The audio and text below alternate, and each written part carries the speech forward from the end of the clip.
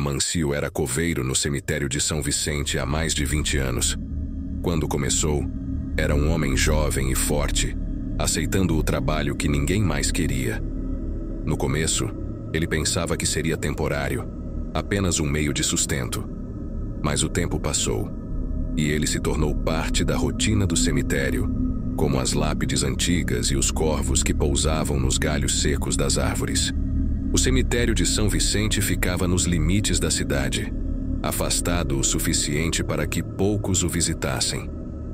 Na maioria dos dias, Amâncio passava horas sem ver uma alma viva. Só que para ele, o isolamento era uma espécie de conforto. Ele gostava da paz dos túmulos, do silêncio interrompido apenas pelo vento entre as folhas. Ou melhor, gostava até o ano de 1985, quando eventos estranhos começaram a quebrar a tranquilidade daquele lugar. Tudo começou com uma sensação, algo que Amâncio não conseguia explicar. Era uma inquietação que crescia, uma sensação de ser observado mesmo estando sozinho. Uma tarde, enquanto cavava uma cova para o próximo enterro, ele ouviu passos pesados atrás de si.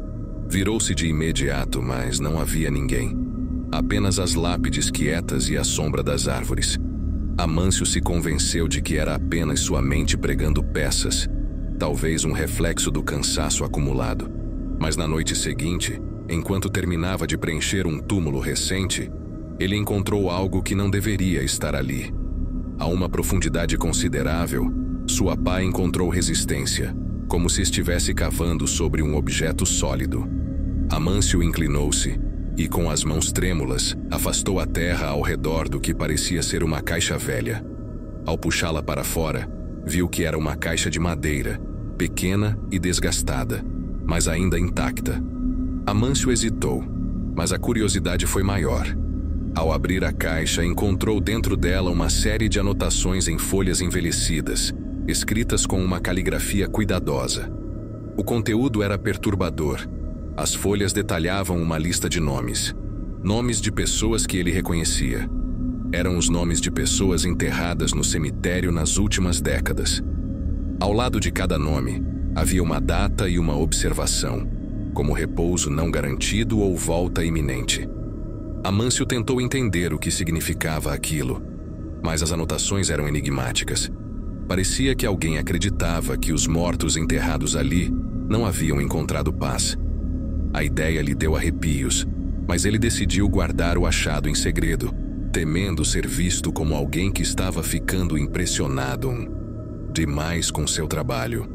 Nos dias que se seguiram, o cemitério parecia mais silencioso do que nunca, como se até os pássaros tivessem desaparecido. Amâncio notou que alguns túmulos estavam ligeiramente deslocados.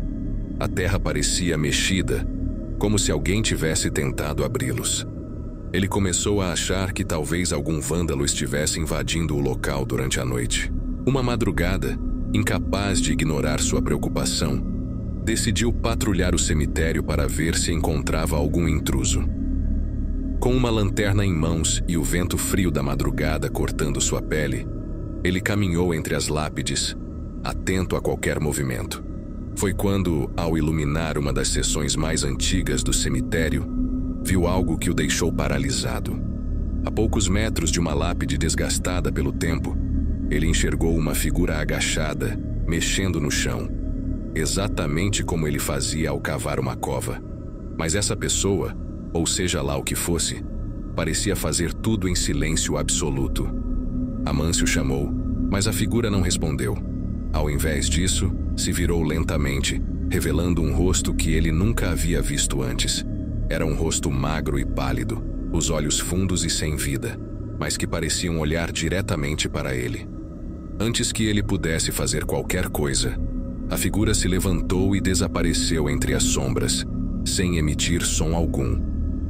Amâncio correu para verificar a área, mas não encontrou ninguém. Apenas a terra remexida e marcas de mãos, como se alguém tivesse arrastado o próprio corpo para fora do túmulo. Perturbado, Amâncio passou a observar o cemitério ainda mais atentamente. Nos dias seguintes, ele encontrou mais túmulos em estado de distúrbio, como se alguém ou algo estivesse tentando sair. Os nomes que encontrava correspondiam aos da lista na caixa de madeira. Era como se aqueles corpos, ou pelo menos algo deles, não tivessem realmente descansado. Foi então que ele decidiu levar as anotações a um historiador local, buscando entender o que aquelas palavras poderiam significar. O historiador, um homem já idoso e de aparência frágil, arregalou os olhos ao ver o conteúdo da caixa. Ele explicou a Amâncio que, antigamente, existia uma prática antiga e macabra. Certos mortos eram enterrados sem os devidos ritos, como uma punição.